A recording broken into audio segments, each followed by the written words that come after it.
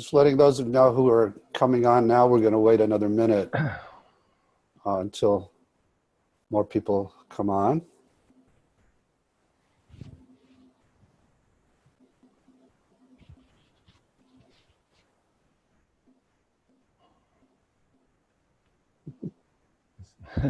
See people cheering already. I feel people shifting into self energy. Welcome, welcome, welcome. And all parts are welcome too. Yes, all parts are welcome too. The old one too, right? Mm-hmm. That's great.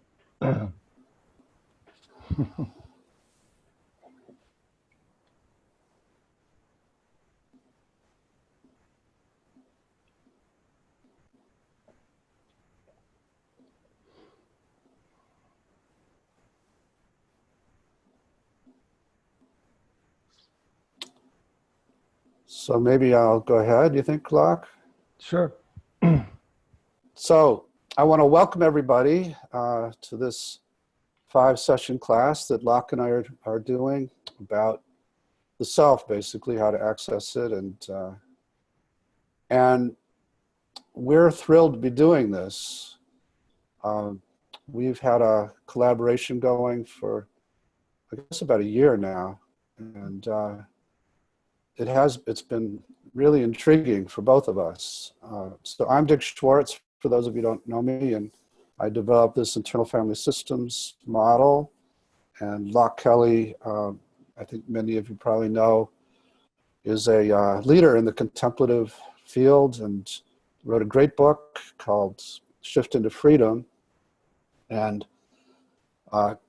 we both came to what we're both calling self, with a capital S, from different directions, but have a lot of agreement about what it is and how close it is to the surface and how important it is, both in the inner world and also in the outer world. And you know, we've run across some differences too, and certainly different ways of accessing it. So we've done 2 retreats now, one in Italy and one at Esalen in California. And both were quite intriguing, and decided to continue the collaboration this way. And so have also become good friends. So I'm thrilled to do this with you, Loch. Thank you so much. Thanks, Dick. Hi, everyone. Welcome. I'm really happy to be here with Dick and with all of you. This is really so exciting for me to have this fullness of self in relation to all parts, to psychology and meditation. Many people that I have talked to are so interested in what is the relationship between meditation, psychology, neuroscience, spirituality, mindfulness. And both of us have spent a great deal of time not just sitting on a cushion, but really the amazing thing that really touched me about Dick's work is his tremendous courage and compassion for those who are suffering most deeply from trauma. So the amazing thing that I see when I watch him work with people, and when I also worked with people more intensively in outpatient psychiatric clinic, we both realized that self is available within us, as us, and is the greatest healer. It's the centerpiece of life. It's my background is in studying both psychology and spirituality in graduate school, going off to Asia, studying with contemplative teachers, but also always being involved with clients and doing psychotherapy, and more recently working with neuroscientists. So we'll bring a little of that in as well.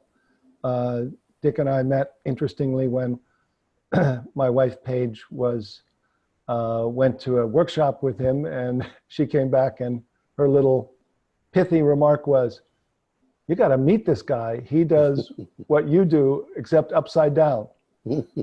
So, what she meant by that is exactly what Dick just said, is that we come from different approaches to the same place, and we hope to share with you multiple doorways to self, and we're going to be conscious as we go along here to offer you both the support for your parts just as they are, to really continually remind ourselves and that all parts are welcome, and that the parts that feel like they want to get this, and the other parts that feel like they'll never get this, and parts that are afraid, and parts that are comparing with other people who are having experiences, are all welcome and are all naturally included in every exercise, in every moment of life.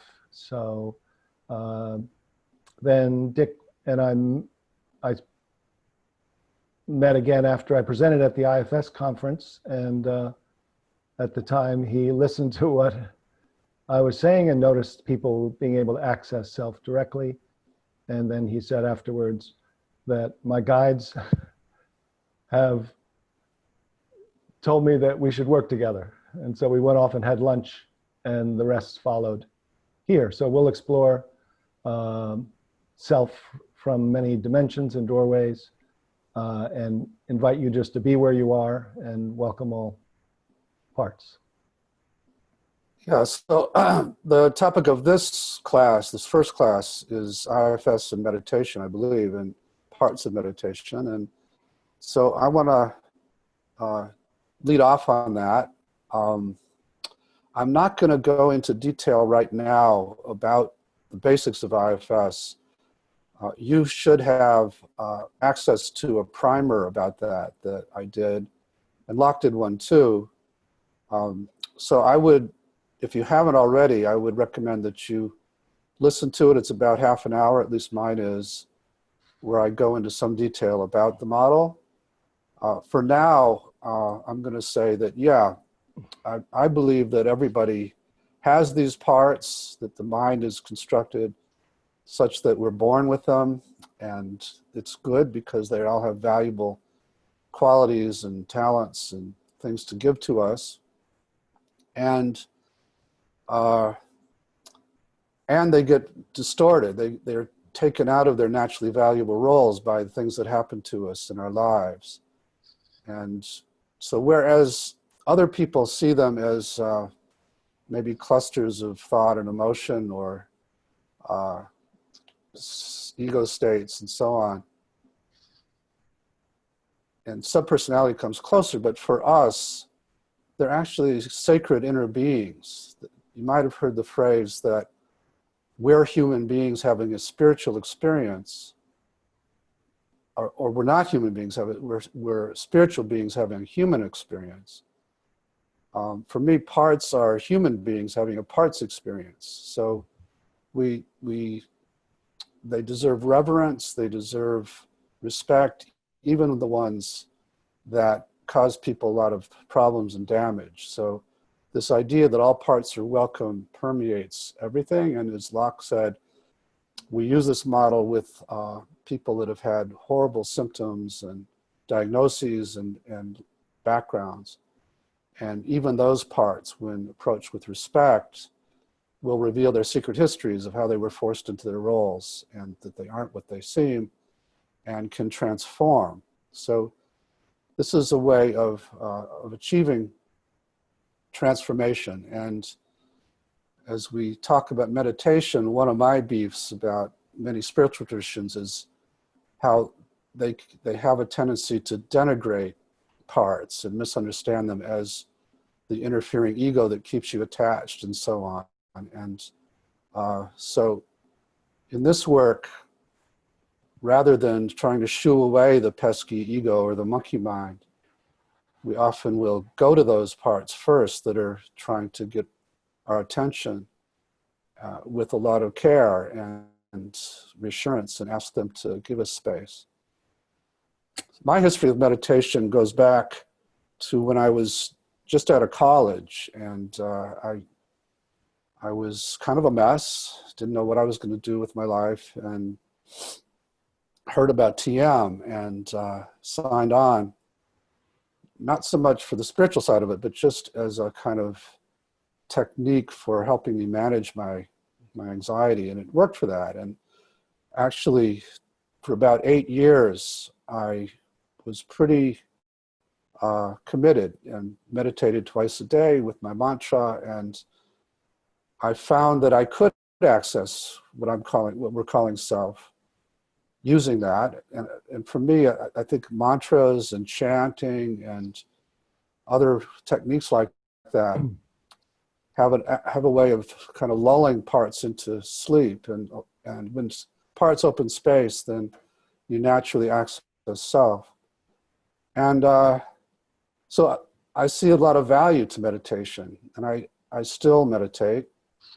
I don't use the mantra very much, but there's a lot of value in the practice of accessing what we're calling self a couple times a day, and letting your parts see that when you do that, they can trust you, and it can carry over into your daily life, because parts will trust you more in handling life. And that was true for me. And at the same time, it didn't really change the anxiety or the sense of worthlessness that I carried. So I got almost addicted to the meditation, because it would pull me away from all those parts and make me feel good. And there's value in that. But in this class, we're going to talk about actually accessing that state and then bringing it back to your parts in a loving way, that in a way to actually help them heal, rather than use it to stay away from those feelings. And so for me, meditation is very valuable, and particularly if, at least in some of the meditations, you actually go to these parts and help them rather than just observe them, as is the case with a lot of mindfulness practice, where you notice your thoughts and emotions, but from a bit of a distance, you observe them with acceptance and without trying to change them, which is, for me, a good first step, but you don't actually interact with them. And so we're inviting you to take that second step of actually getting to know them and honoring them, and then watching them actually transform. So, do you want to add anything to that, Loch? Sure. Yes, I agree with all that. And as Dick said, the kind of meditation, mindfulness practice, one-pointed attention, mantra, yoga, qigong, observing of contents of consciousness, as to realize that you're not your thoughts, feelings, sensations as the center, are all considered kind of preliminary practices and are valuable, just as many other things like getting enough rest and eating well and exercising. That's very good for stress, for preparation for calming a system that's very agitated and parts that are not being attended to.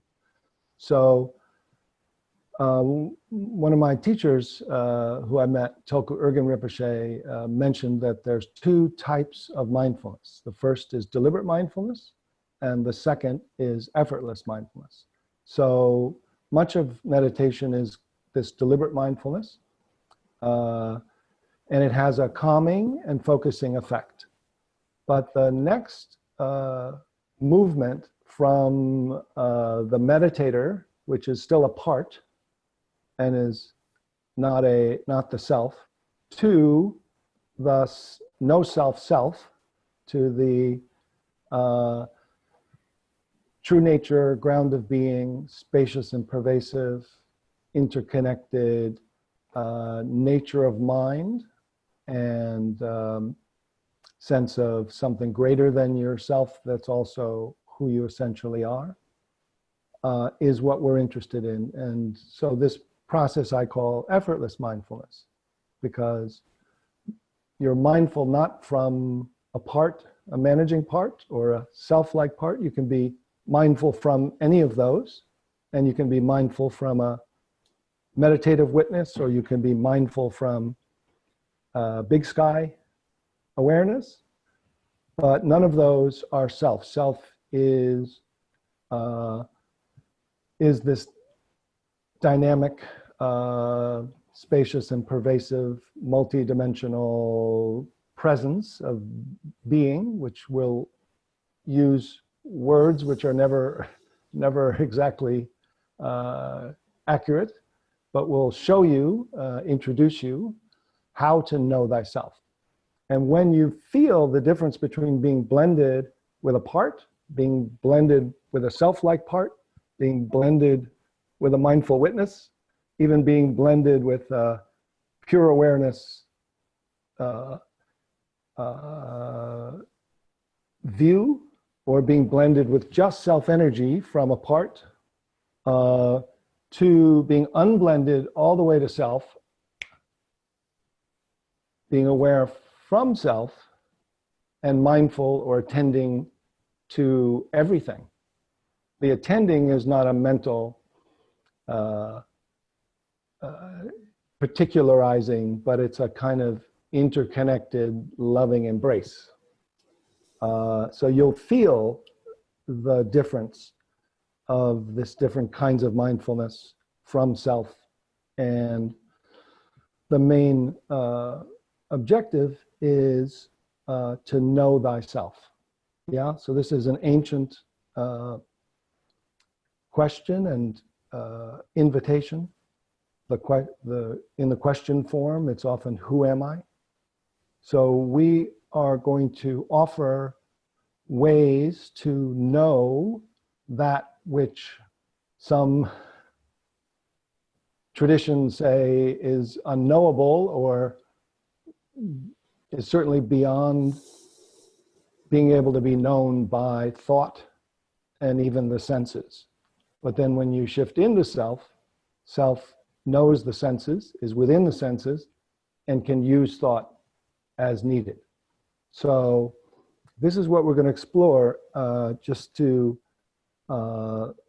be curious and open-minded and open-hearted as we do these glimpse practices. So much of what I'll be offering is less of the first deliberate mindfulness meditative practices, but more a kind of glimpse or a way of shifting that happens with awareness, and it tends to happen kind of like you'll feel you shift or detach or unhook or turn around or rest, and immediately find that which is already here.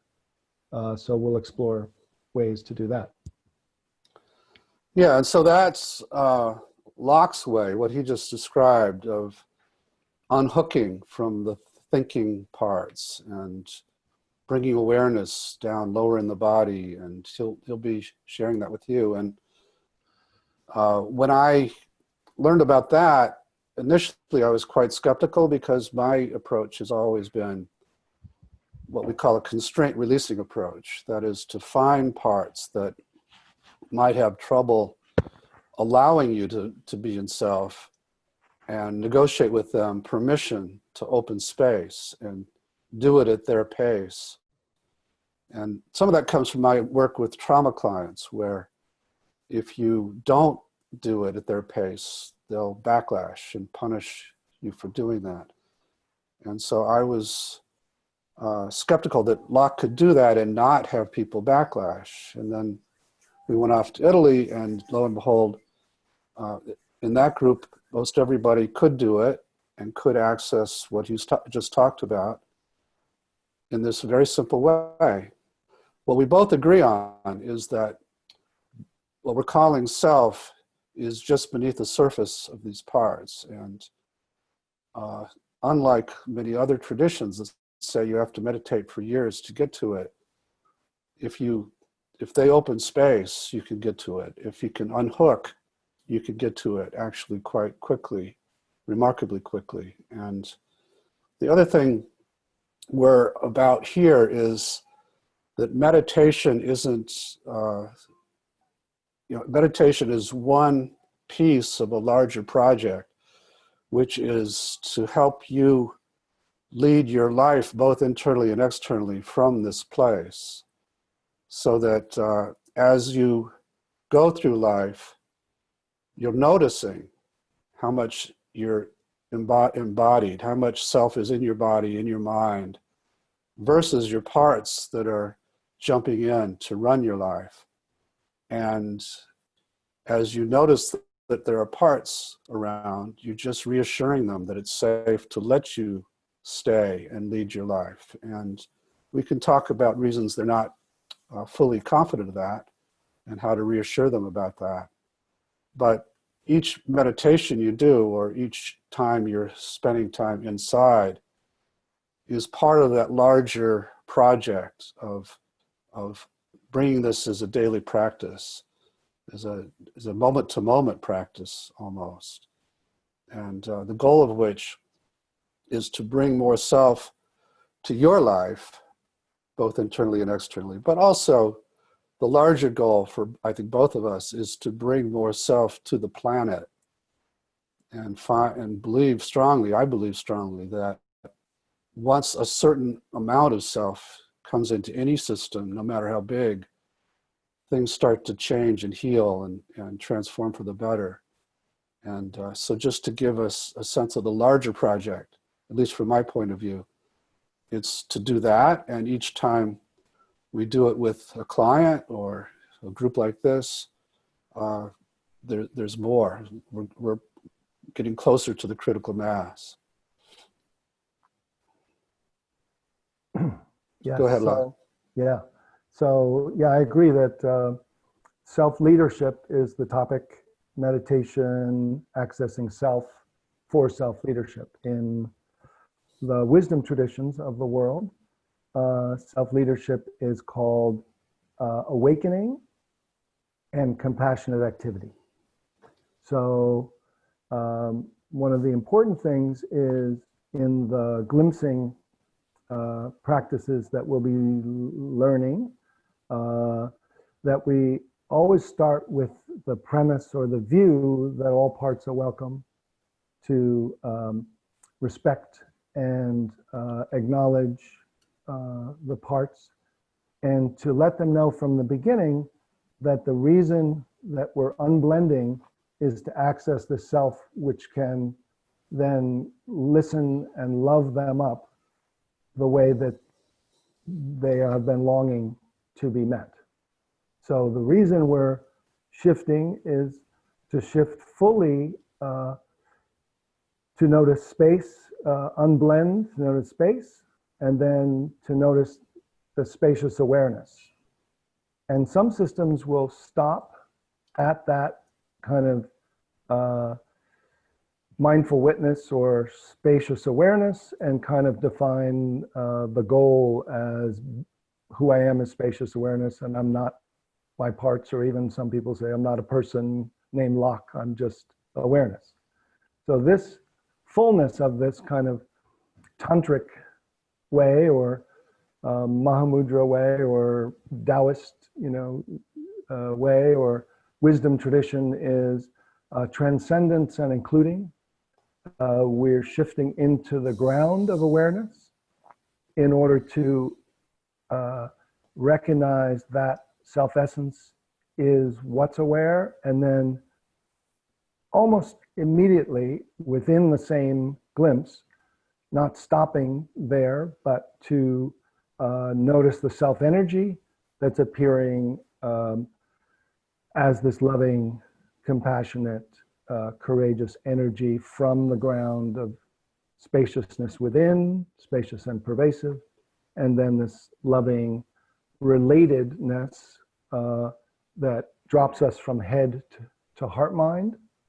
And then from this presence and open-hearted awareness, we can create and relate in the world. So it's there's an awareness that's called spacious or empty or invisible, but it's intelligent and immediate and intimate, and then infinite and finite. So it's this dance that we can immediately notice that we're kind of untying the knots of limited perception, of limited identity, limited perception, and limited way of knowing through thought-based thinking parts and emotionally based parts. So the liberation or awakening, even the glimpsing, has a fullness to it so that we don't stop halfway. If we stop halfway is where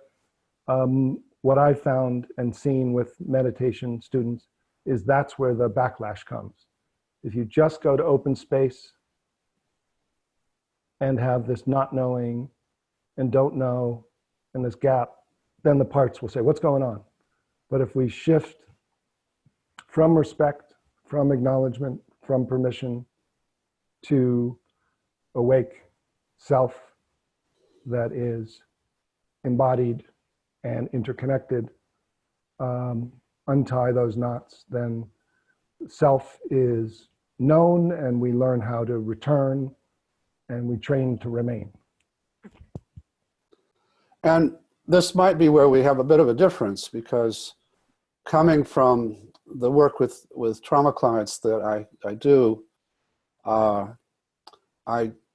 find that some clients have had perpetrators who, whenever they saw the client manifest anything like self, would torture more. And so their parts have really good reasons to not want them to feel any of these qualities. And so my experience has been that when I through various techniques, used to help people quote unquote resource that way, that these parts would backlash, even if you accessed in the session a lot of self. And so I'm still open to the possibility of what Loch said, that I just didn't get all the way there, and maybe if you do, the parts will relax more than I expect. But that's an ongoing discussion between us, and some of that did come up in our experience together at Esalen. So, and I'm wondering, Loch, given that we have about 45 minutes left, if we might want to go to a glimpse now. Yeah. And then I'll lead a meditation at the end, toward the end. Sure. That sounds great, Dick. So, so one of the approaches, the way to approach this kind of glimpsing or shifting method or direct accessing is very similar to what I experience in doing an IFS session, which, by the way, I do an IFS session on the phone with somebody every week. And why is that? Because it's really good and it's really helpful and it's really embodying and grounding and loving. And it's so just to say that that's part of my spiritual practice is weekly sessions with an IFS therapist. So, so to say that glimpsing or shifting, the method is small glimpses many times during the day. So it's learning how to open, feel apart, find space, unblend. What does that feel like? What does blended feel like? What does unblended feel like?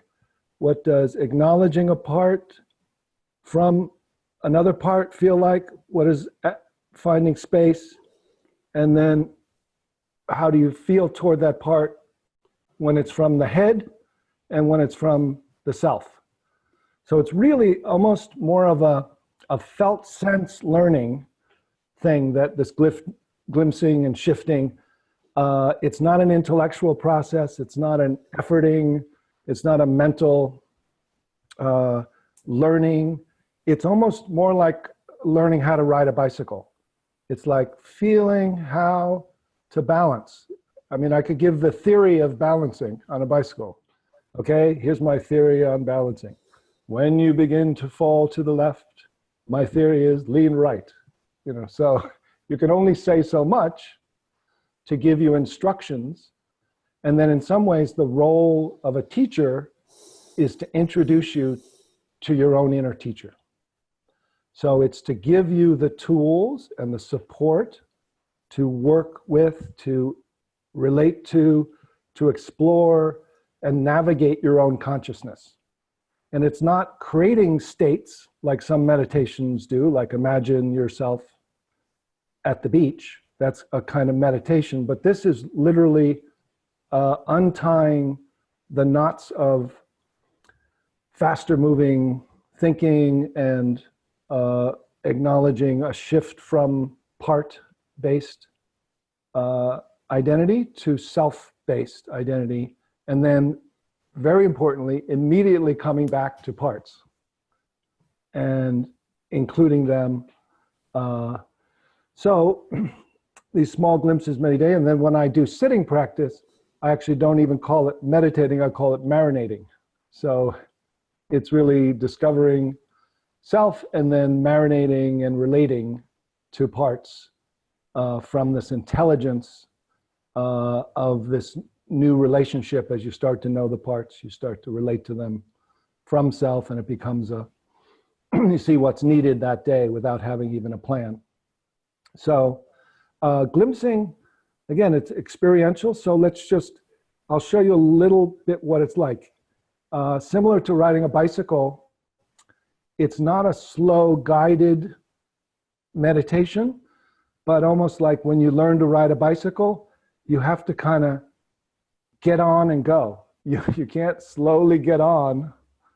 There's some kind of opening or movement that either is blended or unblended on some level. So, for instance, if you were just right now, just to invite you to become aware of an object somewhere in the room rather than looking at the screen, just become aware of an object. And just notice that there's a focuser on that object and that you're attending or focusing on a content or an object. Now, just notice what happens when I say or invite you become aware of the space around that object.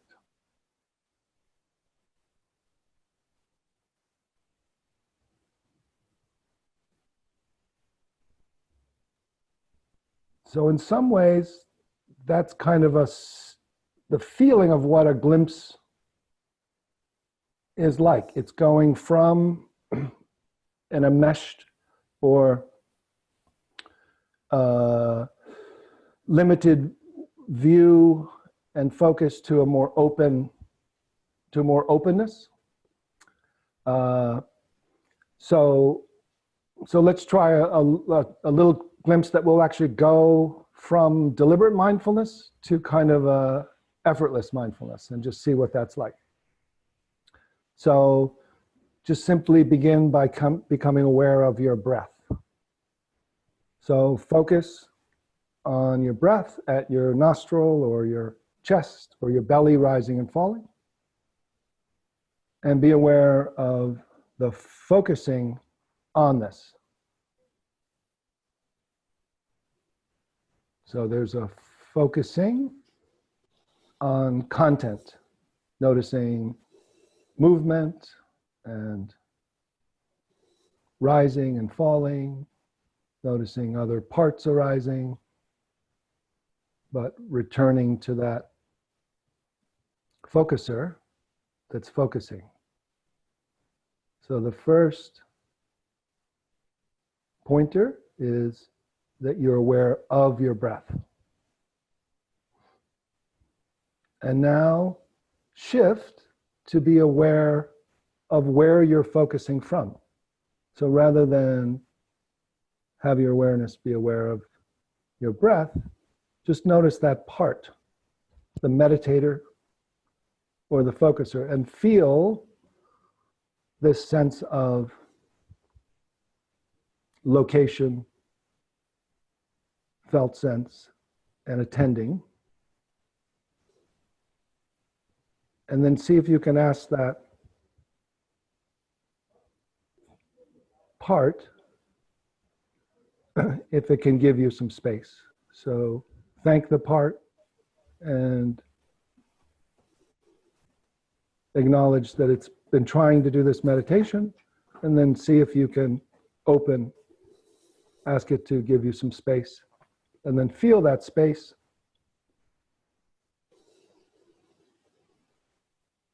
And then feel like you're aware from that space back to this part,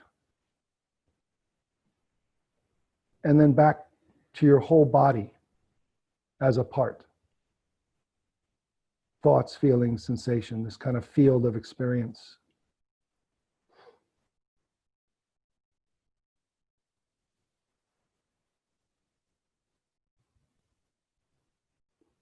And then just notice that from this sense of being aware, how do you feel toward your body? Not from your head, but from this open-hearted awareness, or just from wherever you're aware. Whatever's happening is fine, whatever parts are arising. And just notice that you don't need to change your body. Notice if it's tired or any pain or discomfort. Just let it be as it is without changing it. And then just notice the awareness that's aware of it. Notice the awareness that's here, that's not in pain, that's not changing, that's not tired, that's with your body and your parts just as they are. So just noticing that you're interested in this awareness and the parts and experience of your body, and then to see from this awareness that's aware how you feel toward your body. Not from your head, but from this open-hearted awareness. So you remain aware of awareness that's aware without your help. And then, as this awareness, feel the self-energy, the relatedness, the embodiment, the connection. It's both spacious and pervasive.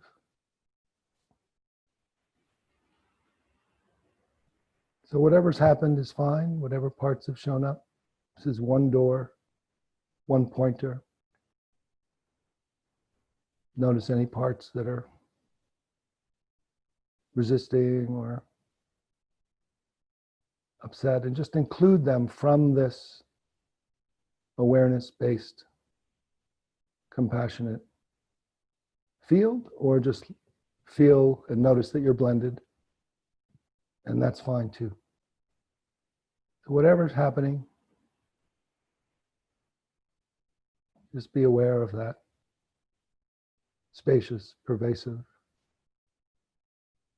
self with energy that's connected and interconnected, and that you're now aware from that awareness to your body back to the screen. So you're including the awareness toward yourself, and then from this open-hearted awareness, from the sense of self-leadership, back to listening, relating, talking, and notice any parts, welcoming all parts that now show up from this welcoming sense of self.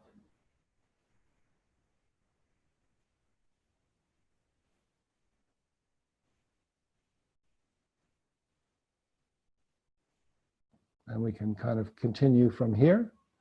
So just staying and remaining here, even as you listen. Notice that if you've shifted from a part-centered to a self-leadership, embodied, spacious, pervasive, interconnected sense of self and self-energy, that you can listen from here. Just notice what is listening, what is aware, and just continue to include everything, welcome everything, any particular parts that need your attention. And if you've gotten caught back in blended, no big surprise. This is just learning curve and learning process. There'll be many more doors that may work better for you. So please welcome those parts and whatever experience you're having. Okay, so we can see if there's any. So even from here, you could even type a report without going back to a typing manager. See if you can type your response or a question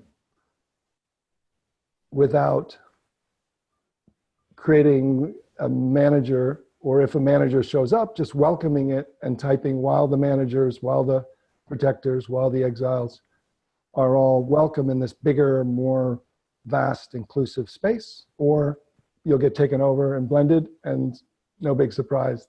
That's what's happening, and that's all fine. So Dick, did you want to say something, or should we see what some of the questions or reports? I'm seeing some reports. Okay. I see one person was confused and got lost. Yeah.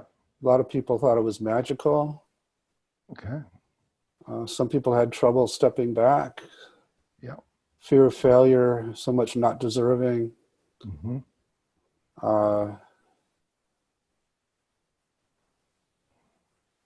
So. Yeah. Feels like a delicate moment, sweet. Felt huge calm, coming back, noticed my body becoming sleepy. Glimpse for a second, and then it disappeared over and over. Feels like nice. a delicate moment, sweet. Mm-hmm.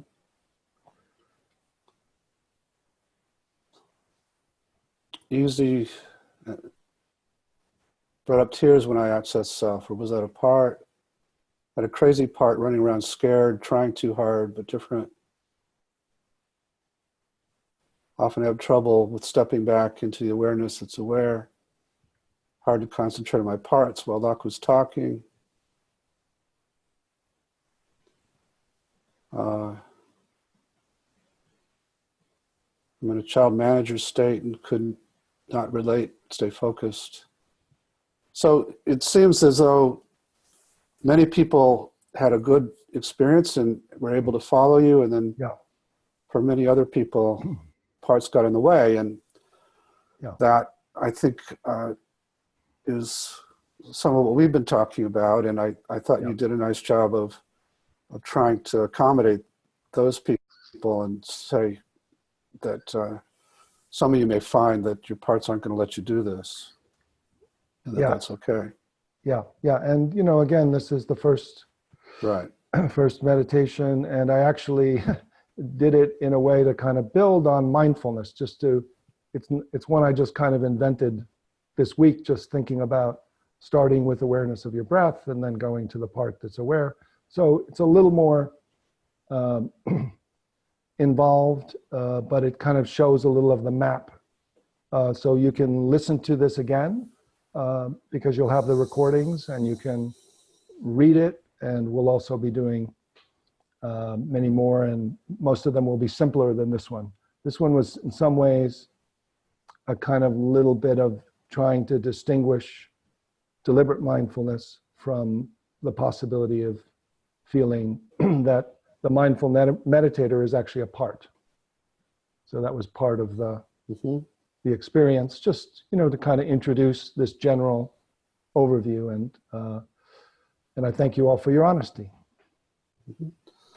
So I'll try one where I'll build on what you just did. Okay, great. So yeah, I'm going to invite everybody to stop writing and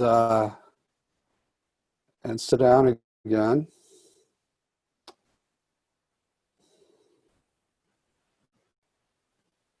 And kind of go back to that mindfully noticing your body, your thoughts, your emotions, impulses, images, in the way you just were. And also noticing any parts that make that hard, that distract you or get in the way in some way. Just kind of see if that's possible to notice all of that.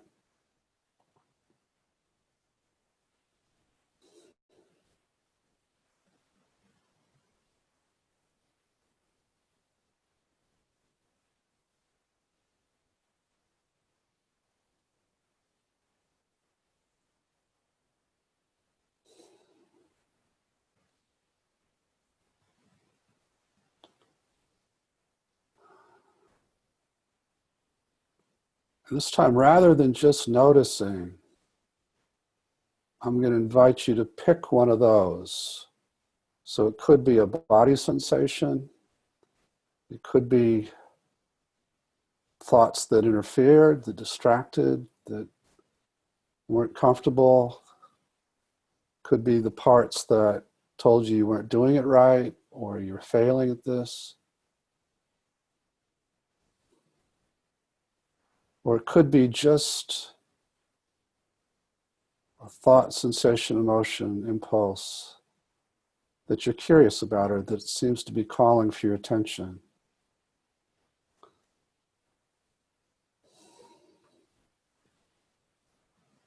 So just pick one of those to focus on exclusively for a second.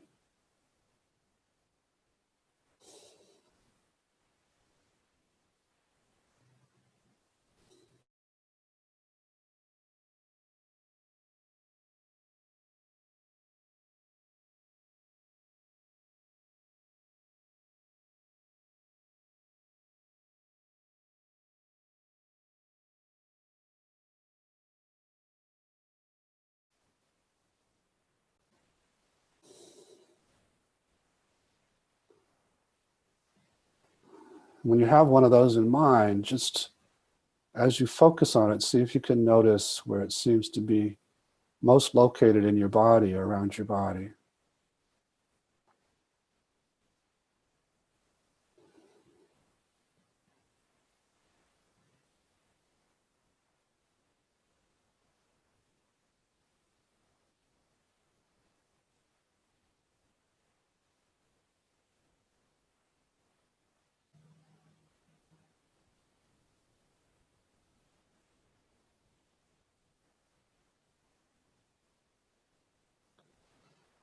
And then as you notice it, notice how you feel toward it.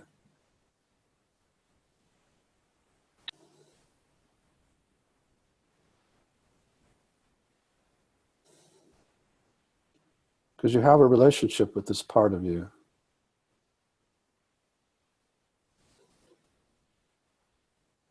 So if you're annoyed with it or frustrated or afraid of it or depend on it, just notice how in this moment you're feeling toward this one part of you.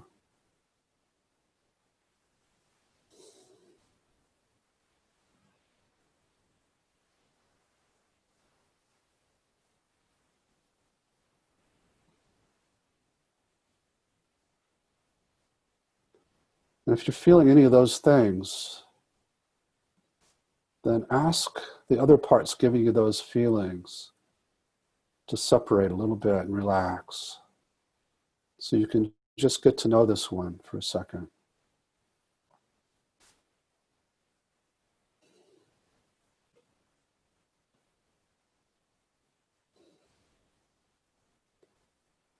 So you can just become curious toward it. Mindfully curious, accepting calm.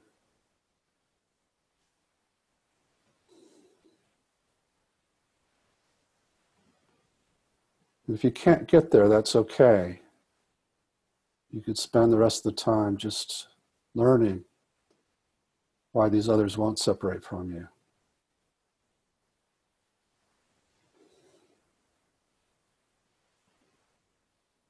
What they're afraid would happen if they did.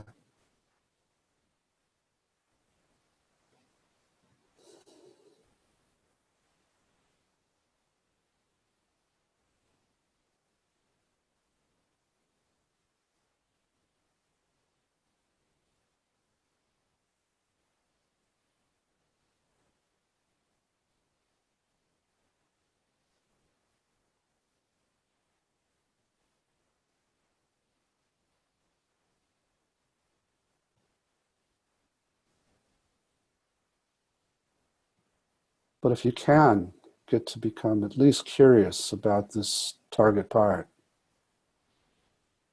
then let it know that and ask what it wants you to know.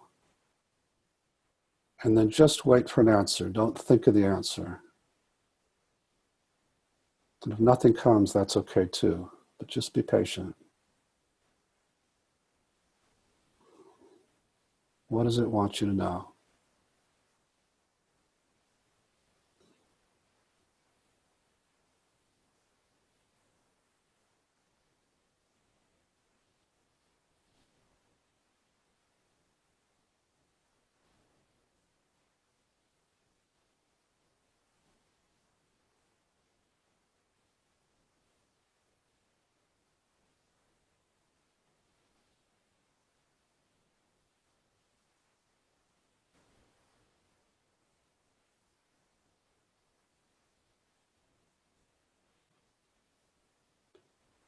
Another question you might ask is, what's it afraid would happen if it didn't try to get your attention this way?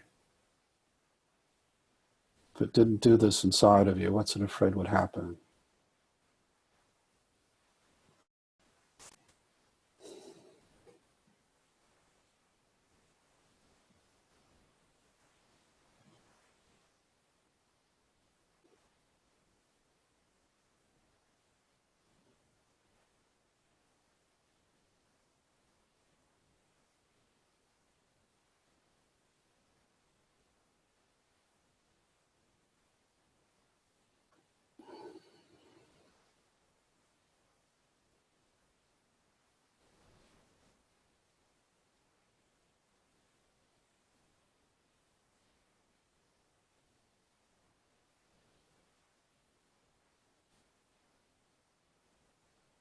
And if so far in the conversation with this part, you get enough information to open your heart to it, and see if it's possible to extend some compassion or appreciation to it,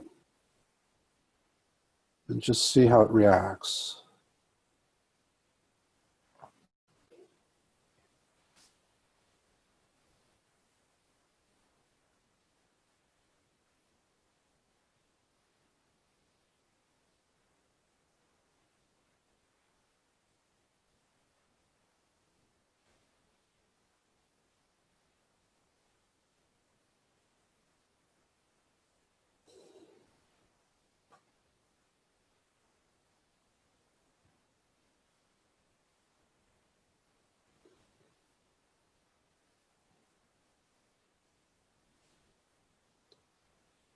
And then the final question for this part is simply, what does it need from you in the future, going forward? What does it need from you?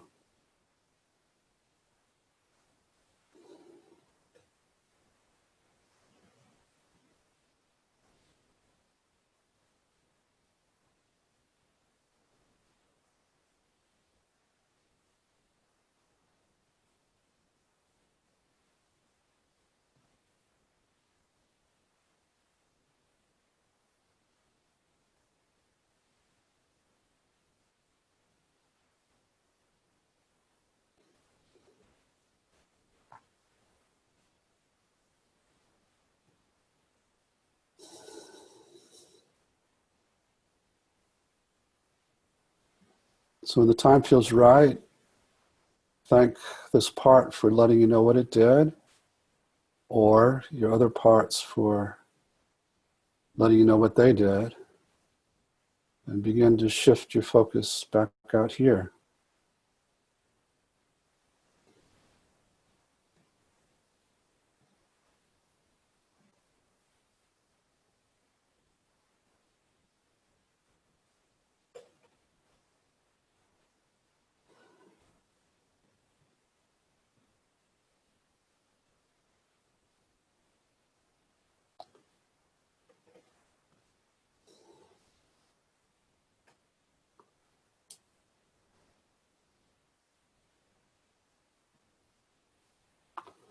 So welcome back, and if you want to type something into the chat space, that would be good too about this experience, but I'll make a few comments. One is that,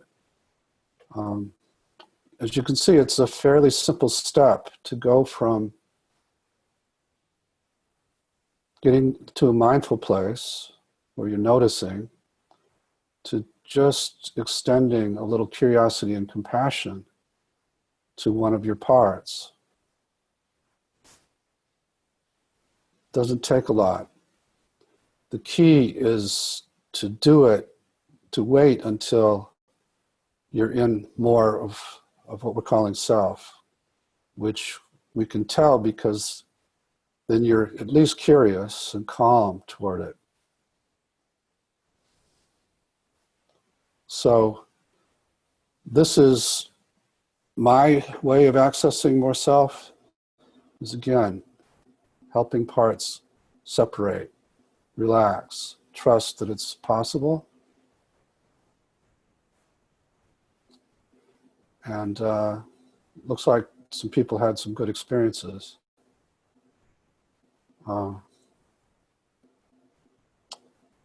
Yeah.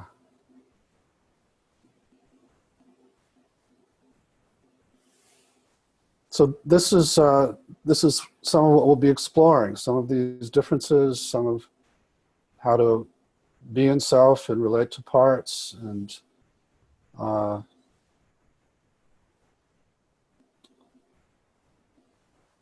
okay, yeah, I mean, that was just a few minutes, and some of you had some really good experiences, so I'm glad. I appreciate you writing in. Yeah. Yeah, some mixed, yeah, some good and some, the thing that my part needs from me is hard for me to do. Mm-hmm. My terror is getting worse in this guided meditation is going on. And then a question when you talk to us about you, with you mean actually parts of us, or do you mean you, the self? Maybe Dick, you want to answer that? Yeah, when I'm talking about you, I'm always talking about the self, but with the awareness that it's generally blended with a bunch of parts, but that you are in there even though parts are blended with you. So as they separate, there's more self, but it's rare to get full access to self in an exercise like this. We're mainly looking for what we call the critical mass, where there's enough self for the process to go in a good way. And so anyway, the you is the self. Yeah. Blended with other parts. Yeah. Okay, good. Yeah. And somebody asking for another short glimpse. So I can do just a quick 1 minute glimpse here just to see what's like. Yeah, we want to save some time for questions and answers, but if it's 1 minute, go ahead. So somebody had asked. So just notice that part, whatever part is central, and trying to understand, trying to orient, trying to be here, be safe, solve any problems, and just simply inquire and look with awareness. What's here now? What's aware just now if there's no problem to solve?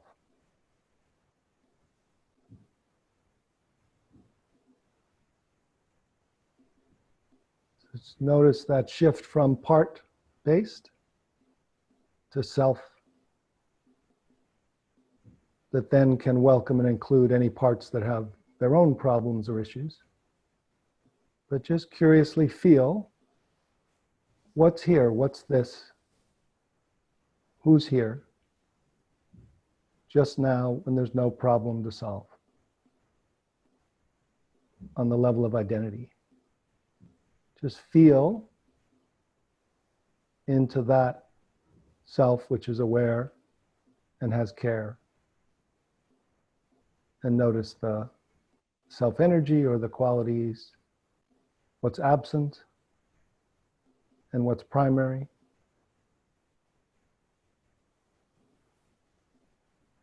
If the premise is that self is already here, closer than our breath, what's this like? When there's no problem to solve on the bigger level. And then any little issues or stronger exiles protectors can be welcomed from here.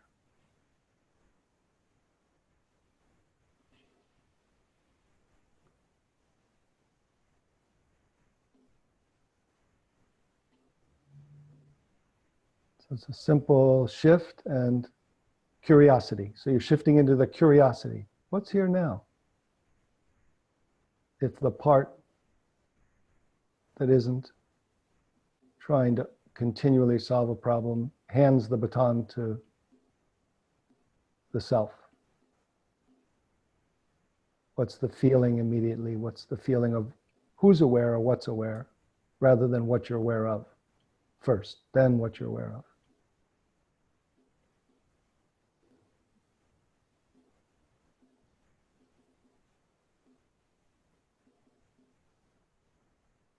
Okay, so that's just a little glimpse, and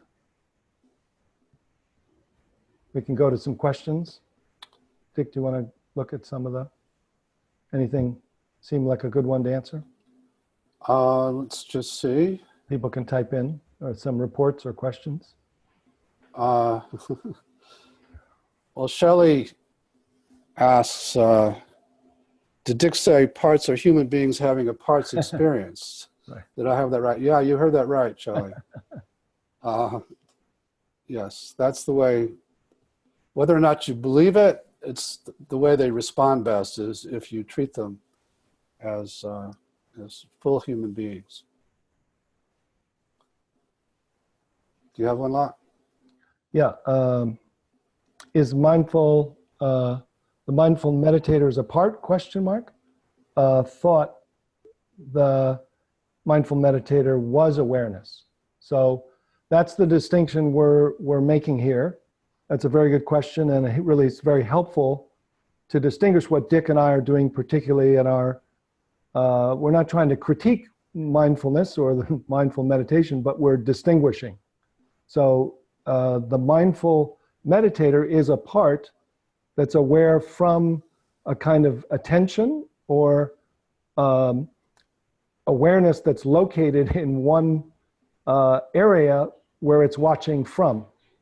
So it's, what we're talking about is called awake awareness, which is more of a spacious and pervasive field of awareness that naturally arises. It's both within and all around.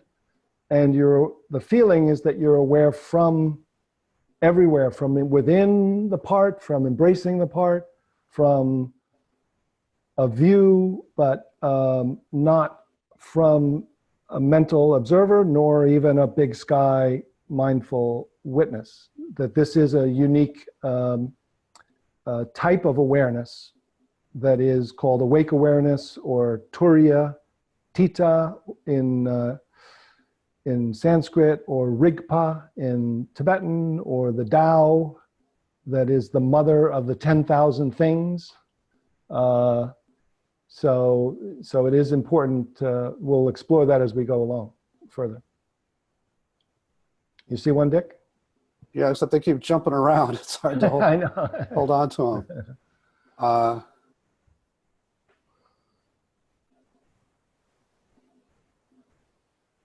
Um,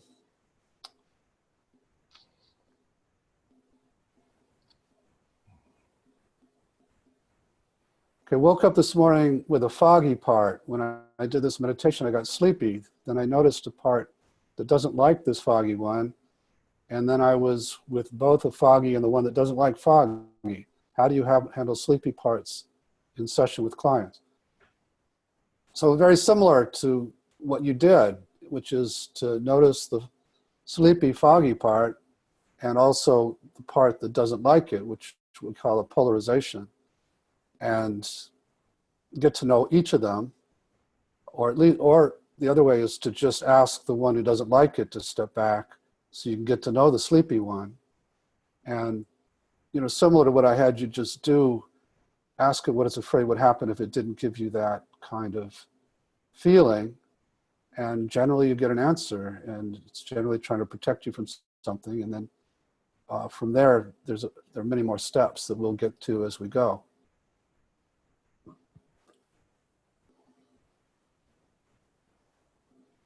I'll answer a couple here.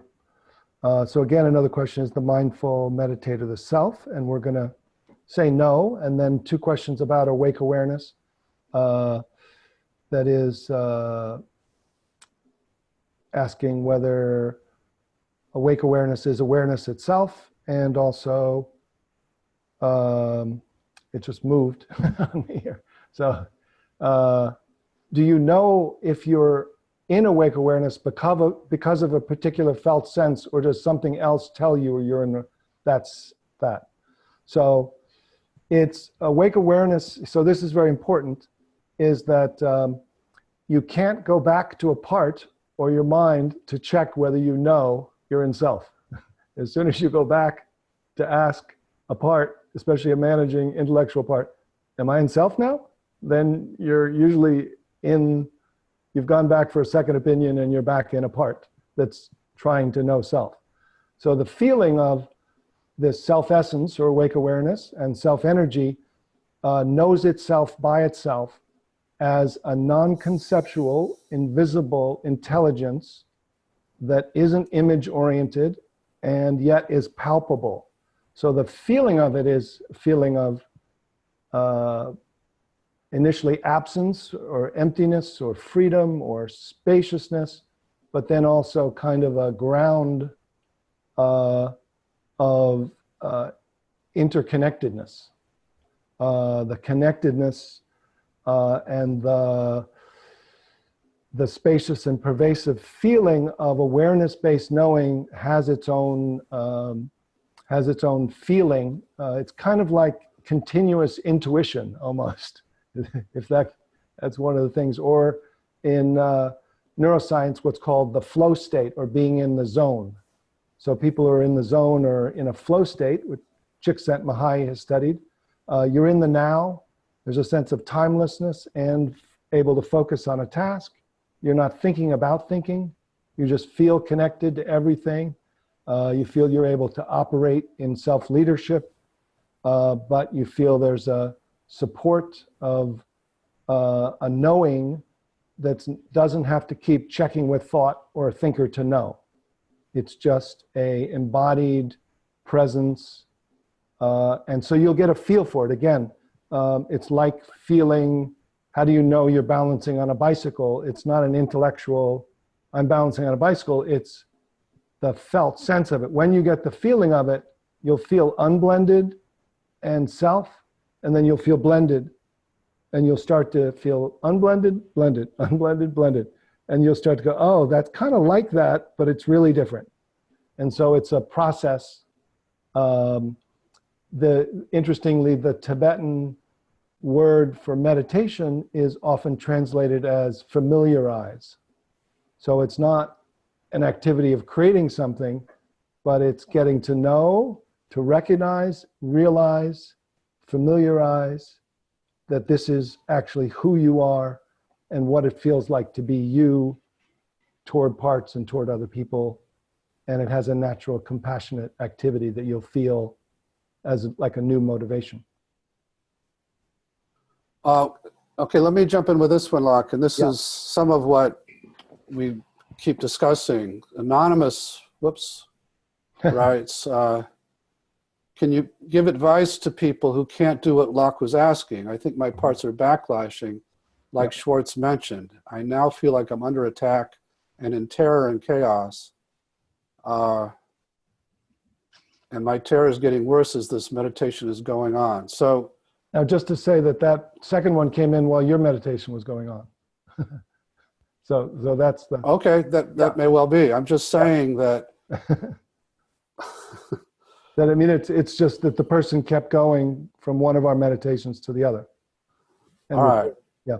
All I'm saying is that there is a percentage of people who, as they start to try to get access to self, parts will do what this man is talking about, a person. And what I want to say to any of you for whom that happened is that that's understandable, and it's important to know it for what it is, which is a part that's really afraid to let you access what we're talking about in terms of self.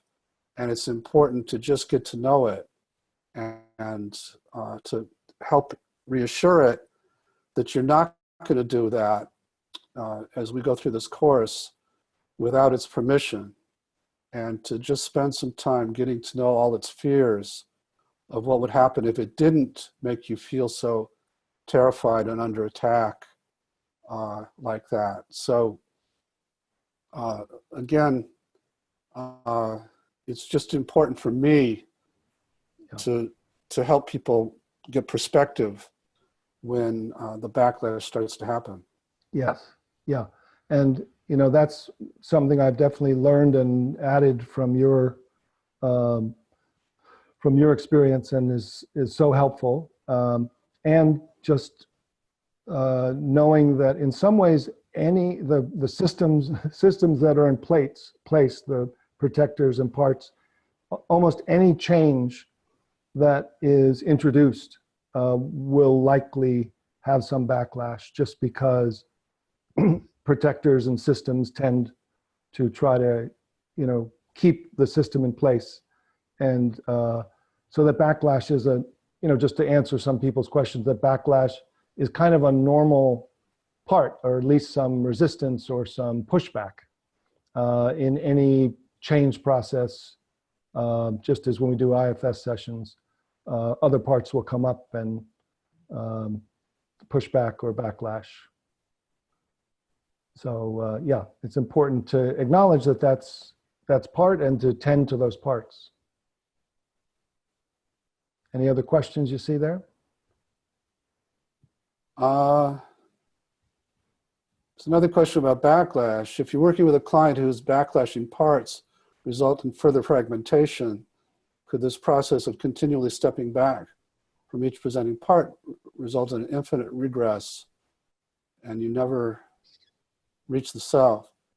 That hasn't been my experience. The experience of asking parts to step back, you get more and more access to self. Mm-hmm. Somebody else asked about what does critical mass mean?